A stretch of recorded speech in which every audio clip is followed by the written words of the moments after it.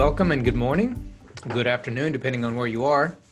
My name is Brian Gifford. I'm the Research Director at the Integrated Benefits Institute, and I'm very pleased that you're joining me this morning for our IBI's presentation of our leave and disability benchmarking. This is one of IBI's core resources for our members, and today I'm going to be describing a few things about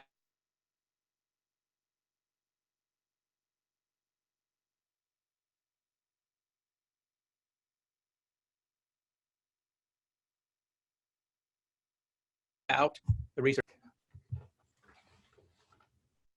Oh, one moment, please. We seem to be having a technical difficulty.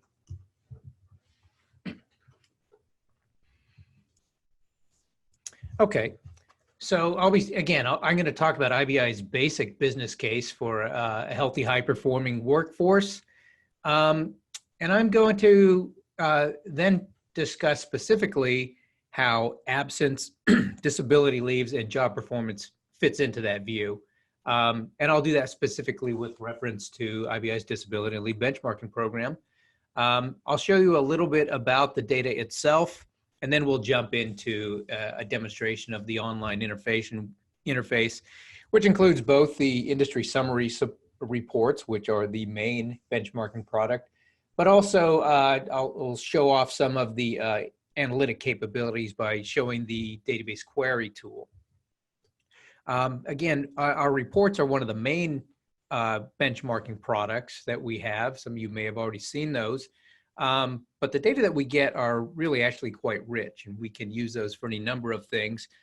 We've created a couple of tools for use for our members, but we also write reports out of these. So I'll be sharing a little bit of those, and then we'll open it up for Q&A so that people can get as deeply into this information as they would like.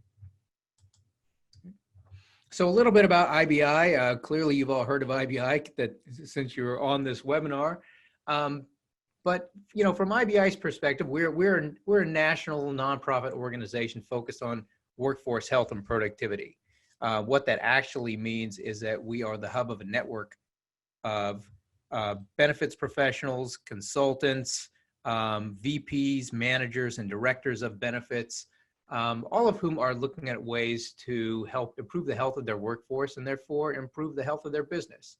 And if we have a core message, it's that while everybody recognizes that illness has costs associated with it, we always try to emphasize that health actually creates value for organizations.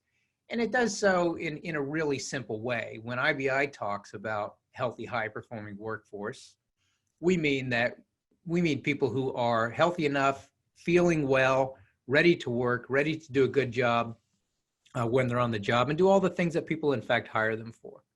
Okay, if they do that, then the company can do all the things it's supposed to do that make it a business, and they meet their final business objective.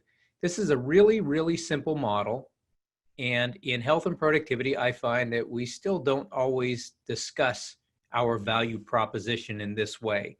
But this is a really flexible model, and it's applicable to just about any kind of organization you can think of.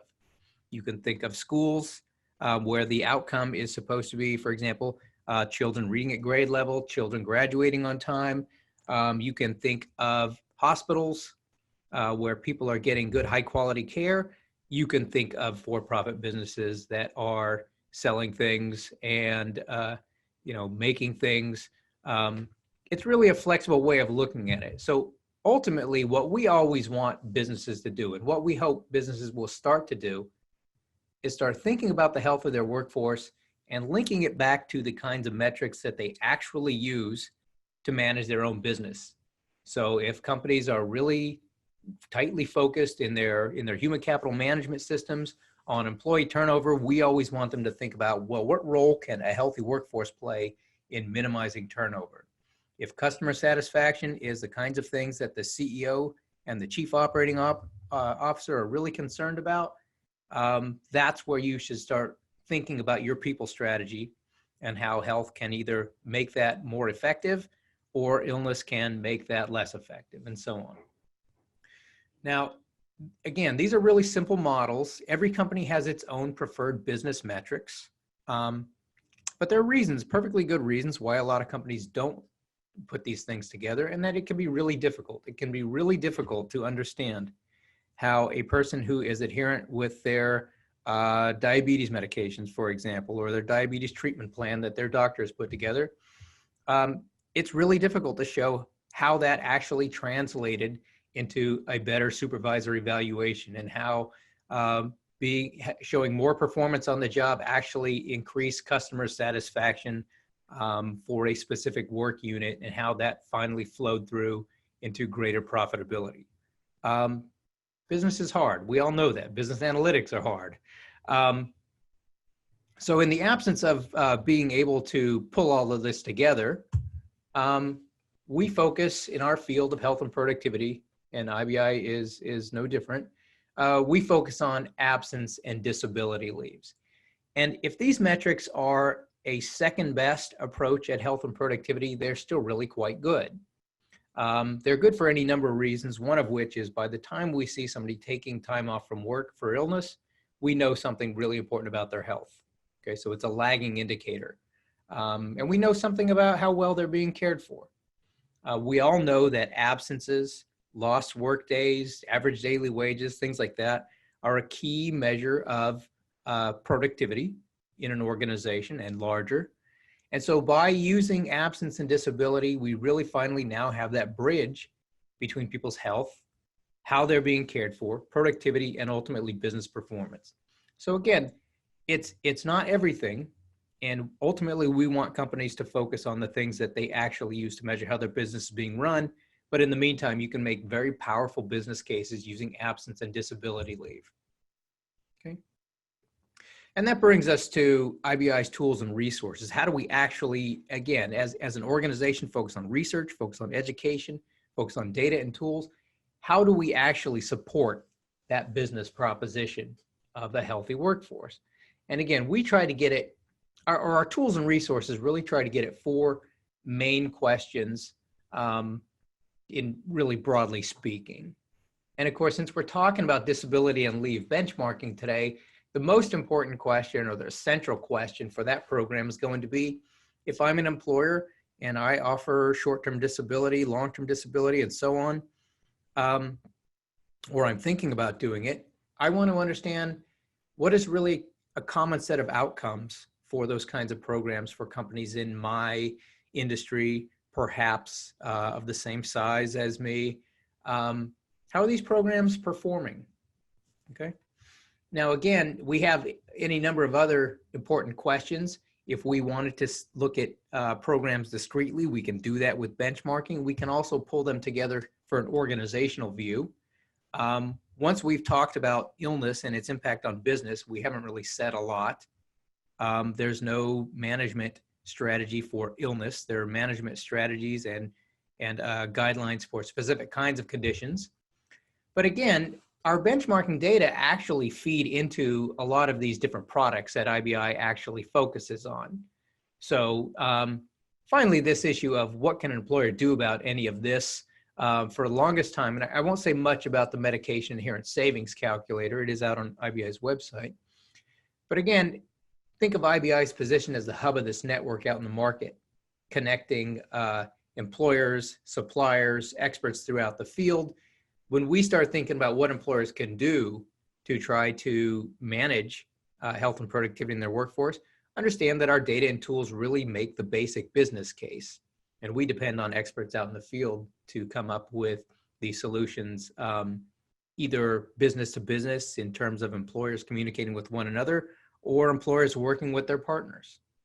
Okay, but IBI is, the benchmarking system is central to quite a few things that we do.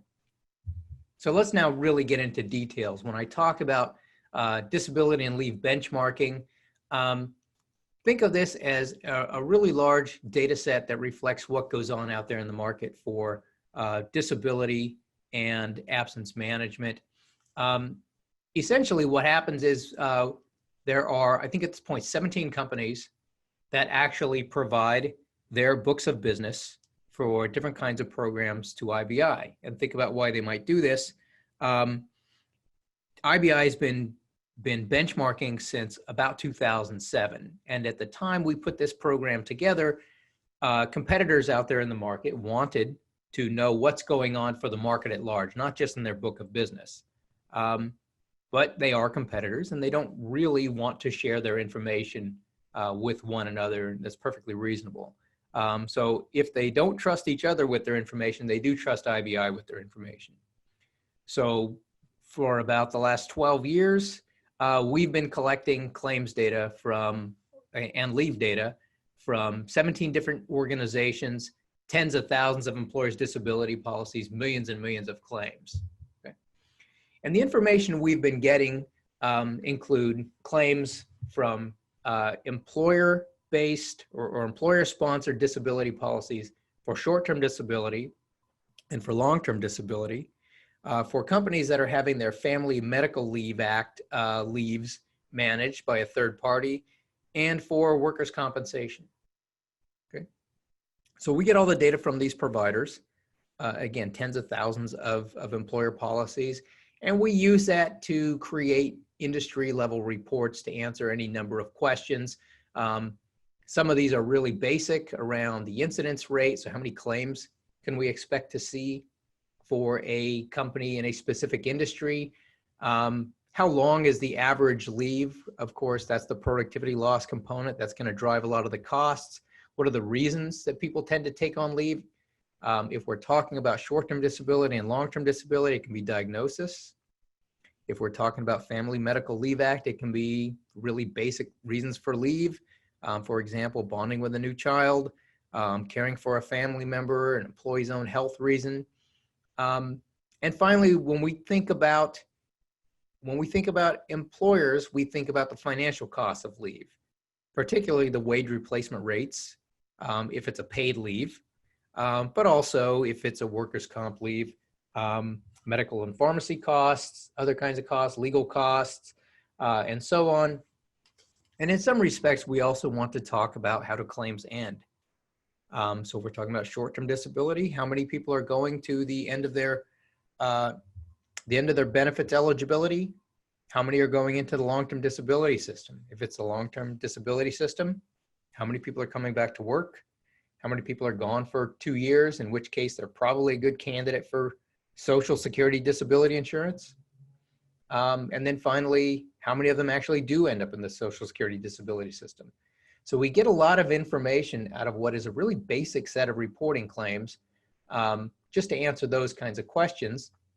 But we can also answer these kinds of questions across and within different kinds of industries. We can look at plan design where it's applicable, for example, in short-term disability and long-term disability.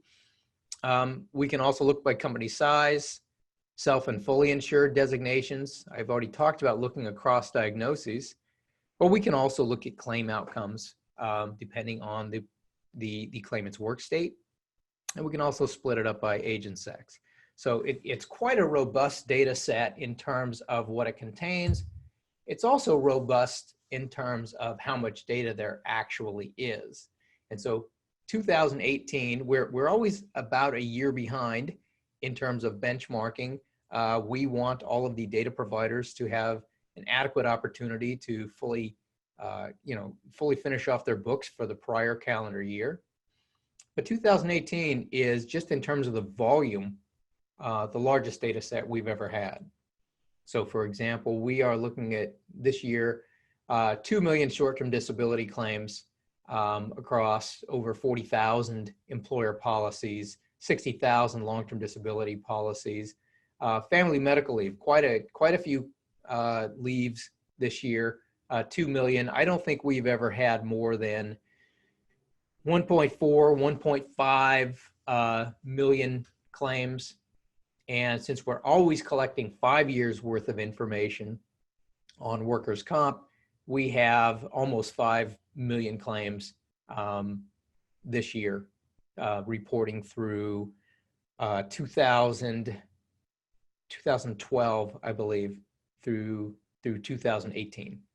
Okay, so it's quite a bit of information. I've told you a little bit about what is contained in each one of these claims so that we can start looking at lost work time, looking at wage replacement costs and across all these different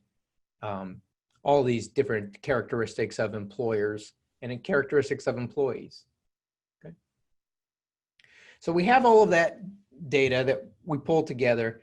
And again, what we really pull this together for, the most basic use and the most important use of these data are to produce industry reports. So again, if you are using IBI's benchmarking reports, if you use them in the past, you've probably used our industry summary reports. We have a downloadable interface, and I'll show you that in just a moment. But again, what it really emphasizes is that for the different kinds of programs that we offer, selecting an industry is really just as simple as knowing the standard industrial classification code, the industry code, knowing where that is, and we have some helpers on our website so that you can find that if you don't know. Downloading the report, and then really just checking a company's experience against what we would consider to be the industry norms. And I've already told you a little bit about the kinds of questions that these industry reports address. And so, for example, if we're talking about the incidence rate, we want to know, what are companies really seeing out there in terms of every year, how many new disability claims, if this is short-term disability, for example, how many new short-term disability claims can we expect to see for every 100 people who are covered for benefits? Okay? And we always try to give the entire distribution that we see. Most people are going to want to look right at that group average or the arithmetic mean. And so we can tell from this industry that your average company is going to see about 6.1 leaves per 100 covered lives. So about 6% of the workforce is going to go on leave in any given year. We know that that is probably skewed a little bit by some companies with a really large volume of leaves, higher than average. It drags up the average, of course. So we might want to orient we might want to orient towards, well, what do we expect to be the normal outcome? And I would say that a good measure of that might be three different statistics we're showing here. One is the median, the number at which 50% of the employers in this data set are above and 50% are below. That's about 5.1. So as opposed to the average employer, the typical employer is about 5 new claims per 100 covered lives. You can also think about the terms of what is the, quote, normal range. I would say that's probably between the 25th percentile and the 75th percentile. Okay, that's really a good approximation of where most 50% of companies are going to lie. And this becomes a really useful piece of information to have. Because if your organization, if you know your own incidence rate, and you're closer to 7.8 new claims per 100 covered lives, you know that it's feasible to bring that down somehow, or to see it come down to 2.8, to the 25th percentile. Okay. And if you know you're somewhere close to the 25th percentile, you have a really low incidence rate, congratulations, keep up the good work, and you can start prioritizing your disability management efforts elsewhere. For example, to the lost work time durations. So lost work days per claim in this example are about, the average company experience about 39, not the average company, but the average claim pays people on about 39 days for the entire time that they're absent, not including the elimination period. Okay. The median's about 28. So again, you start to get a good sense if you know your own experience, if you know that your average is somewhere around 39, you know that there's work that can still be done. Okay. And the normal range is about 12 days to 50 days. Okay. So it starts to give you a really good sense of where you should think about what are your disability management strategies going to be. Are they going to be emphasizing preventing claims? Well, you always want to do that. But of course, if you're already pretty low on the incidence rate, you may want to shift some of the effort towards managing the duration or managing the return to work when somebody actually has to go out on leave. Okay. We also include payments per closed claim. This oftentimes is where people really want to drive the conversation.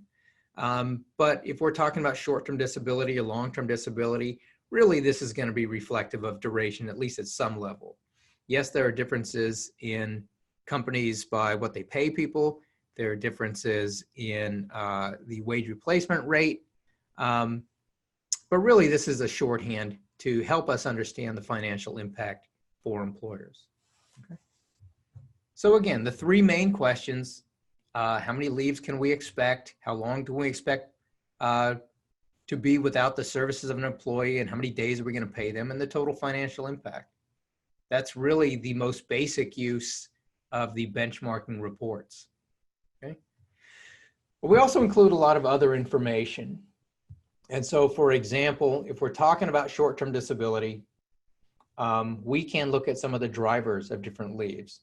So we can split or every report in short-term disability and long-term disability includes outcomes for different kinds of conditions. This can be really useful for companies who are potentially dealing with more uncommon issues. And so one of the things I often hear from employers is we seem to have quite a few claims for mental or behavioral health conditions. Well, you can check that using these data. You can take your industry report and understand that the average claims experience is about 6% mental health disorders. Okay. And of course, the average payments are a little bit higher than 6%. And what that tells us immediately is mental health claims, behavioral health claims tend to be quite expensive. And you can get a really quick shorthand on that without even doing the arithmetic between 7.95% and 6.32%. You can just look at, for example, a closed mental health claim. The average payments are about $6,000. Lost work days are about 45 days. Compare that to other kinds of conditions, such as neoplasms, which are expensive not just in their healthcare spend, but also in the disability impact in terms of payments. Okay. So you start to, again, prioritize where am I going to put my care management efforts, where am I going to put my employee assistance efforts, understanding that different kinds of conditions are driving what's going on in my book of business. Okay. So we can start taking the conversation deeper than just what most companies know, which is musculoskeletal and pregnancy are a large part of the claims. But in this case, that's really not a great excuse to focus exclusively on managing those kinds of conditions. There are many other things to take into account. We can say more about plan design. We can say more about going deeper for example, family medical leave on state level outcomes. But at this point, it's probably time to just start going to the online demo and show you the interface. So this is what IBI's benchmarking system really looks like from the standpoint of a user. And most users, if you've used this before, or if your membership gives you direct access to these kinds of reports, you might have used these in any case. We'll always keep 3 years of information out there. We're going to stick with 2018 in this case. Okay. So we'll take the 2018 summaries. I'm going to focus on long-term disability because we haven't talked too much about that. We haven't shown much about that yet. And we can start to build out our industry that we want to look at. So I'm going to, in this case, I'm going to go for the ever popular hospitals and build up all the different services industry. Now I know that hospitals rolls up to services, that kind of industries, but just to give you a taste of how many different reports we can come up with, we can show you 164 long-term disability report options, industry options in the services alone. And I know that hospitals roll up to 806. Again, IBI has been benchmarking for quite a long time. That's how I learned these things. And we'll just look at hospitals generally. So not general medical and surgical hospitals, not psychiatric hospitals, not specialty hospitals. We'll roll it all up together just to hospitals for this example.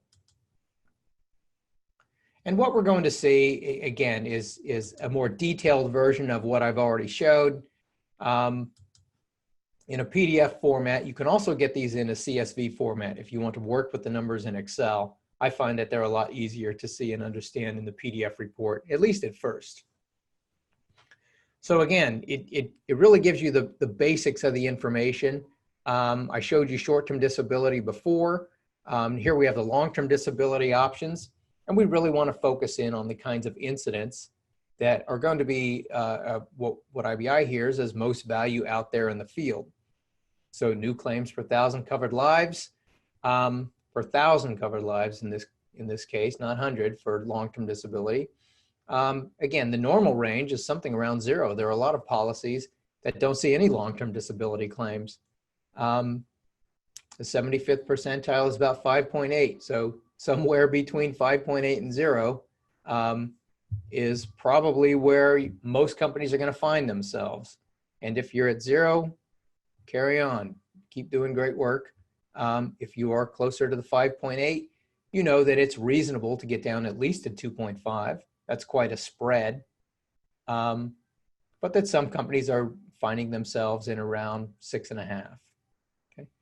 Active claims, claims that are actively being managed, we can get information on that. We don't have information for long-term disability on durations. It's a real difficult trick. But we do know how many people are actually coming back to work if they have been out for 2 years or more. So claimants returning to work is a percentage of closed claims, less than 24 months old. That's a mouthful. I prefer to go straight to claims for which SSDI was awarded.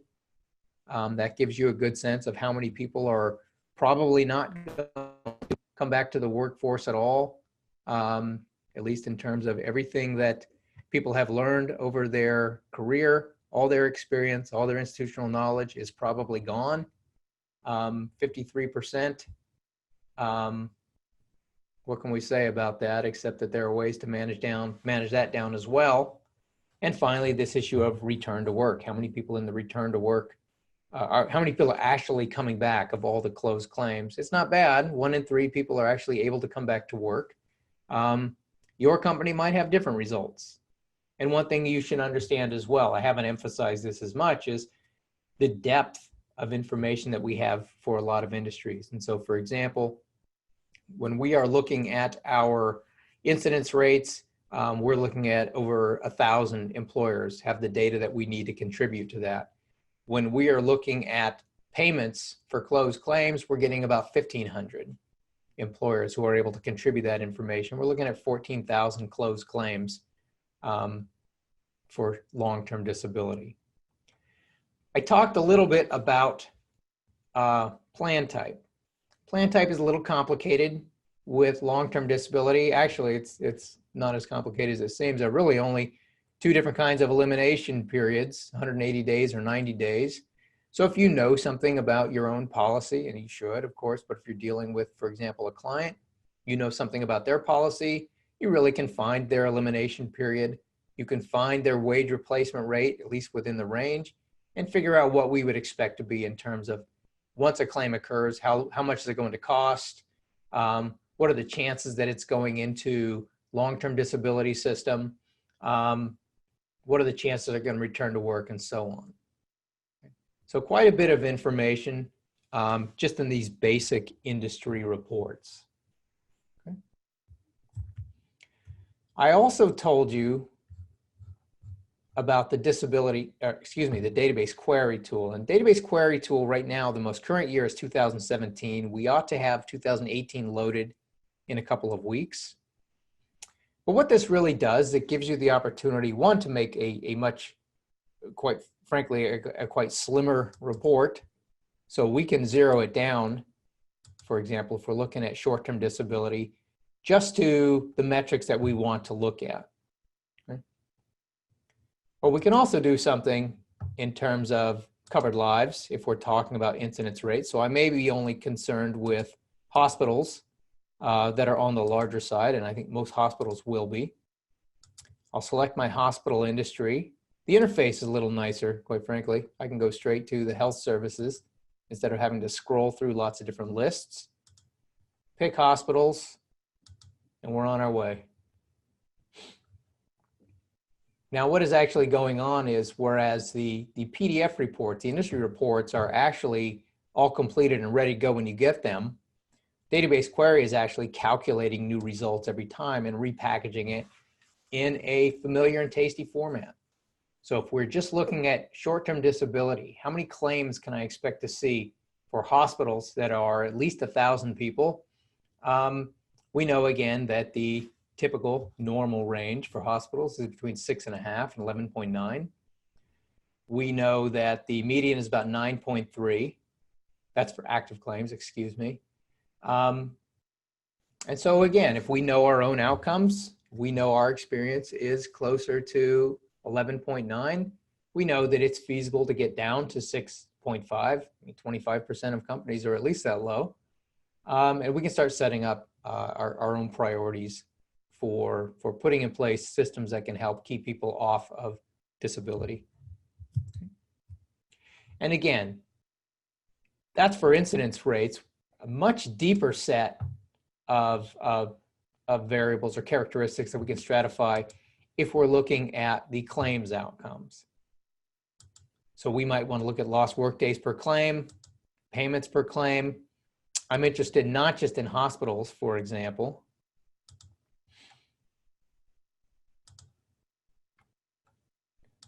but hospitals of specific size. Number of covered lives is our proxy for size. And I'm interested not just in hospitals of a certain size, I'm interested in hospitals in California and Nevada and Oregon. Okay. We could pick by condition, but right now let's just stick with, how about a plan type? Let's look at our different plan design options. I'm interested in 1 week elimination period, 6-month maximum benefit duration. And again, it'll go through, it's going to find all the claims information in the background, package it up nicely. I don't have enough information. Well, you also understand that we have a robustness check behind all of this. And I have over-filtered the information here. But we won't report any metrics unless we actually have a sizable number of employers. We want people to only have good, high-quality information. So I can at least start scaling it back. And one of these filters is, in fact, taking away a lot of the power of my report. It can be any of them. This is the point at which having a playful attitude towards data comes in handy. We'll try a few things. So I can't tell you about a specific plan design for claims coming from hospitals in California, Nevada, and Oregon, from large size hospitals. But for all plan designs, I can tell you something that may be quite useful. So again, in this Pacific Northwest region, we would expect to see the average claim costing about $4,300. Your results may vary. In fact, they're most likely somewhere between 493 and 4,814, typically congealing or converging around 1,600. And again, this is driven by lost work days, by days that are actually paid. And you know, the same approach. So again, when you find yourself at the higher end, you know that there's room to improve. When you find yourself at the lower end, keep up the good work. Find out what's working and why it's working, and see if you can apply those lessons to other benefits that you offer, family medical leave, for example. Okay. That's really a high-level overview of what we have in the industry summary reports. But again, I talked a little bit more about the richness of the data, and I showed you quite a bit of it in terms of the database query. All the different ways we can filter and cut these data so that when you are looking at your own organization, or when you're looking at a client's outcomes, you're really showing them a case that is as close to reality or as close to being relevant for them as is possible. Now, a couple of the things I showed the incidence rate for short-term disability, for example, and the lost workdays for short-term disability. Those can be used to answer the questions directly of how many lost workdays do I think I'm going to have to deal with for my entire claims volume. And this can be really important, of course, for financial planning. You know what the costs are going, if you know something about what the costs are going to be, you know something about how many resources you're going to have to put aside to help manage people come back, or help people come back to work from a disability incidence, and so on. But I also told you that while the industry summaries can tell us something about the average costs, they can't really tell us much about the components of the costs. And they can't tell us anything without doing a lot of extra steps about the overall costs and the priority we should put on short-term disability versus long-term disability, for example. It can all be done with those reports. And for a while, IBI used to do this for people, or at least try to coach them through it. And finally, we just built an entire model of it that we call the full cost estimator. So the full cost estimator, what we've tried to do is we've tried to make a scalable model for any IBI member company to use, where we are going to take the core of the benchmarking data, lost work days, incidence rate, and let people model their own wage replacements, wages that they pay for a company of their size in their industry, and come up with their own high-level costs, okay, for the entire organization relative to one another. We didn't want to stop there, so we went out and found the best information we could about sick days from the National Health Interview Survey, which comes from the CDC, and about presenteeism, right? Impaired performance for people who have chronic health issues from the Workforce Health and Productivity Questionnaire designed by the Harvard Medical School and the World Health Organization. And we use those to put together a really basic model that people can then modify to meet their own benefits policies.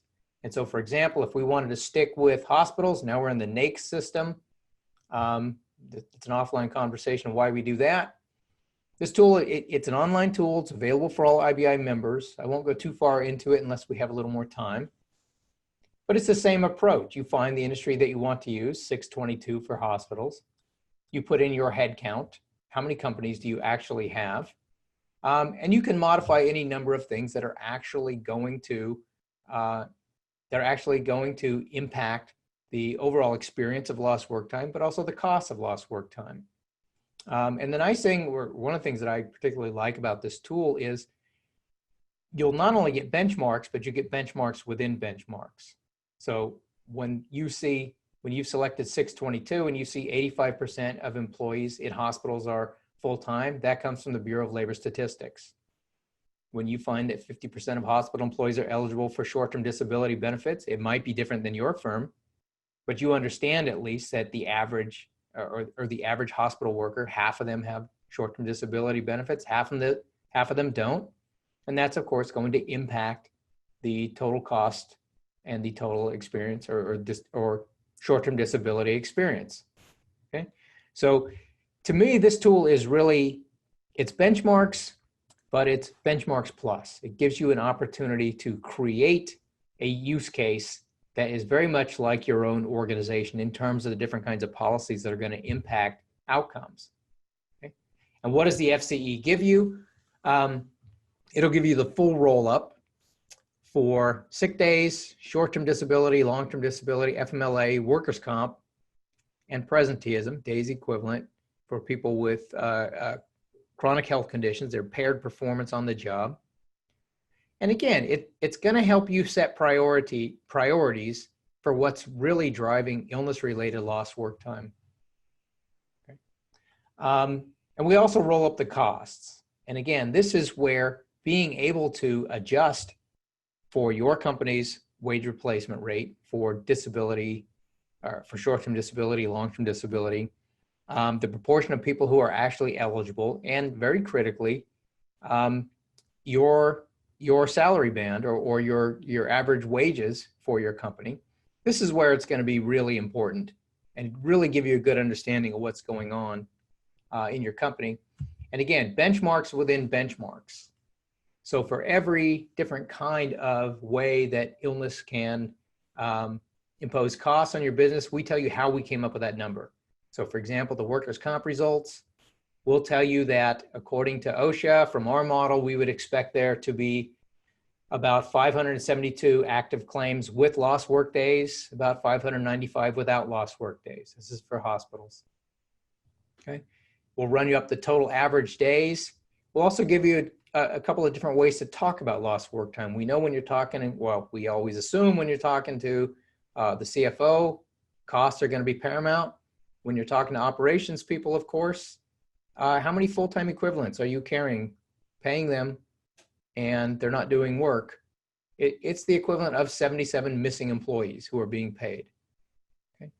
We'll tell you about the benefits cost per day, and we'll roll it up to all of the different cost components of workers' comp. So wage and benefits, workers' comp medical, workers' comp pharmacy, all the other kinds of costs, legal costs, and this idea of opportunity costs as well. Okay. Opportunity costs are really, it's really a way of capturing all of the things that you cannot do because you are spending money on people who are, or you're losing money, losing sales, losing revenues, hiring replacements who may or may not be the same quality as people who are absent. There's a cost to all that, and we try to model it. And we let you adjust all these different components as well, at least at the policy level. Okay. So the full cost estimator, again, available to all employers. It's probably one of the most technical, and quite frankly, I think one of the most elegant uses of the benchmarking data. It really gets at what most people are trying to accomplish when they're trying to get a handle on what's going on in their workforce, so that they can start developing strategies towards minimizing the lost productivity impact of illness on their operations. Now, again, with benchmarking, it's a really high level model of what is actually possible with the disability data. We also use this information for different kinds of research projects, or really analytic projects. And the way benchmarking analytics reports usually come out is we have a member who sends an email directly. We don't have a channel for this yet, but it still works pretty well. And they say, I saw this, or I'm curious about that. We think what they're asking is sufficiently important to the field and would probably be of value to other members.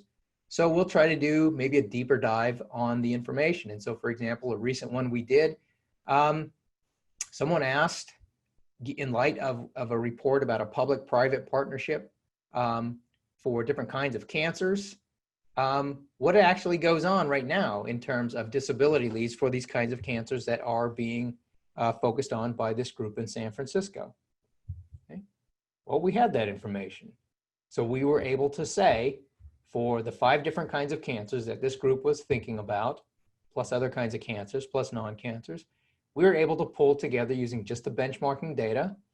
What do we expect to see in terms of claims costs for liver cancer, lung cancer, colorectal cancer, breast cancer, prostate cancer, relative to other things? So we were able to read directly out of the average short-term disability claims costs and the risk-adjusted long-term disability claims costs. When by risk-adjusted, I mean what percentage of people going from short-term disability are going to go into the long-term disability system, okay, and give the weighted average for that. Okay. And again, I think I've talked about each and every one of these components already, just in the industry summary reports. So pulling together that kind of information, you can do some really powerful analytics with it, and we've done that. We like this report so much that we actually took the approach and created an online tool. Again, right now it's in beta, but it's available for users. This is what the short-term disability system looks like. We call it the Disability Diagnosis Analyzer. We are open to suggestions about better names, but this is a beta tool, so there's still time for you. But this is what the disability world looks like. Each one of these bubbles is a really deep diagnosis for different kinds of claims. The larger the bubble, the more claims. The darker, more intense color, the higher the cost of the claims. And of course, costs are going to be related to how long people are off the job. So again, we can zero in on everything if we want. We can filter down to specific kinds of conditions. We can drill down to specific kinds of groups. If we wanted to look at just the neoplasms, for example, that I already showed you from that report, here are all the different kinds of neoplasms. Here's where they are relative to every other kind of condition. They tend to be darker, i.e. more expensive than other kinds of conditions. But we can also start zeroing in on what these bubbles actually represent. So for example, let's just use colorectal cancer as just one example. We expect, IBI models up that there would be about 11,000 new short-term disability claims in the US for colorectal cancer. And the payments for those from start to finish are going to be about $8,000. I've talked a little bit about opportunity costs, so understand that $8,000 is the financial cost. The economic cost is probably much greater. Okay? Because again, they're going to roll into long-term disability, probably be lost to the workforce. All of the value that people bring every day in terms of their experience, in terms of their training, in terms of their leadership development, that's all lost. Story for another day. Okay. Another tool we developed based directly on the benchmarking data was a map that shows you state by state different kinds of leaves that are taken under the Family Medical Leave Act system. And so the intent of this, of course, was to try to get a handle on paid family leave laws that may be coming online and have come online in 2019 and maybe beyond. So again, we are able to, this is also available for members online. We're able to really take a look at what's going on in different kinds of states. I'm only showing you one view of the map itself that shows you the percentage of claims for bonding, the percentage of claims for family leaves and for own health leaves.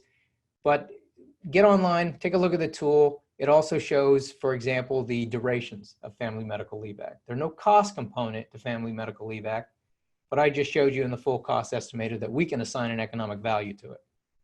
Again, people are off the job, they're gone for all day, just because it's, quote, unpaid leave, and it's not unpaid in California, in Hawaii, in Rhode Island, in New Jersey. Just because it's unpaid does not mean it's free. So that's a really high level overview of some of the things that we have tried to do with the disability benchmarking data. And again, starting from just that overall high level industry summary, where you can answer these basic questions about how am I doing, all the way through to what do we really expect to see at this global view. Okay. Now there's a Q&A function at the bottom at the bottom of the toolbar if you want to ask any questions. The first question, and I like this one a lot. First question is, can I distribute a listing / cheat sheet for the NAICS SIC codes that are in your database? Absolutely. Absolutely. I will, at the end of this webinar, I'll circulate a, excuse me, I'll circulate the, all of the resources that are available that I've showed you today. So what you'll get are the direct links to the IBI benchmarking tool, the direct links to the FMLA map, the direct links to the disability diagnosis analyzer, understanding that that's in beta. And that's the next question. Wonderful. Is the beta disability diagnosis analyzer available now? Yes, it is. It's available for use. What we really like to do is have people use it. It is not hitting the claims directly. It's hitting summary of the claims. So we'll put that out there. I'll direct you to it. And we're looking for other use cases. We would like people to take a look at it, find out some of the conditions that they are interested in, but also groups of conditions. And maybe feedback that information to how did the tool actually work? Was it actually useful for your needs? What could IBI do to make it better? We hope to roll out any number of these tools in a brand new, user-friendly, interactive, and visually intensive platform in 2020. So we love the industry summary reports. We don't plan on changing them. But we know that there's a lot more that can still be done with this kind of information in terms of disability and leave dashboards, in terms of being able to drill down a lot more tightly on some of the kinds of conditions. And the disability diagnosis analyzer is just one example of that. We don't have any questions right now. I gave you a lot of information and I gave it to you at a really high level. What I recommend now is that you can go out and try some of the tools and see what you think, and send questions directly to me. Before I let you go, there's one more question. Is this platform integrated with Salesforce or the Einstein Analytics platform? It is not. It is not. And if I get the question right, one of the things that I will mention about the benchmarking data is go back to almost the first slide I talked about. Our data suppliers, they want the data to be secure and they want it to be safe. So IBI is not aware of which companies are actually, or which employers are actually in the data set. That's all blinded to us. And thank goodness for that. Because we try to keep this as accessible and make it as public as we can. And if I get the questioner's meaning right, if this was integrated into what's actually going on, then we would really want, the interest there is, Coke wants to, I'm just going to pick on some companies. Coke wants to benchmark itself against Pepsi, and we understand that. But we don't want to know Coke's results compared to Pepsi's. So I hope that answered the question. I hope that's what you were getting at. The short answer is no. This is not integrated into any other kind of platform. But since I have a few more minutes left, I talked a little bit about benchmarking analytics. We have been able to use these kinds of data to answer really deep questions in partnership with the data suppliers, for example, about return to work strategies. And companies that have return to work strategies, if we survey their benefits managers, and we have, can we, with some assistance, link that back to the outcomes that their disability program sees? So we were able to coordinate that kind of research without IBI ever learning who was a company. Link their survey responses about the return to work programs to our data, and show that over time, return to work programs can bend the curve.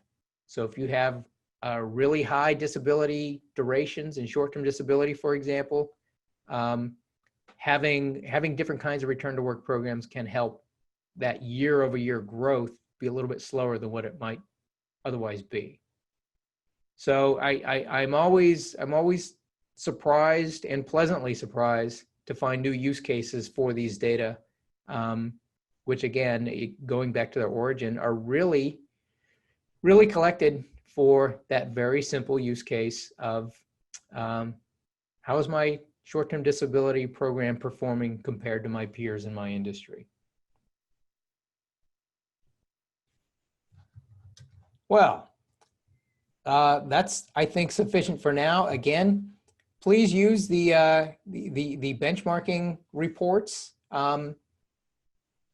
Use them, try them out, see if they answer your questions. Check out some of our analytics products, and check out our tools. And we'll be circulating resources around to help really guide you to these resources. So thank you very much for joining today, and I look forward to hearing from you in the future.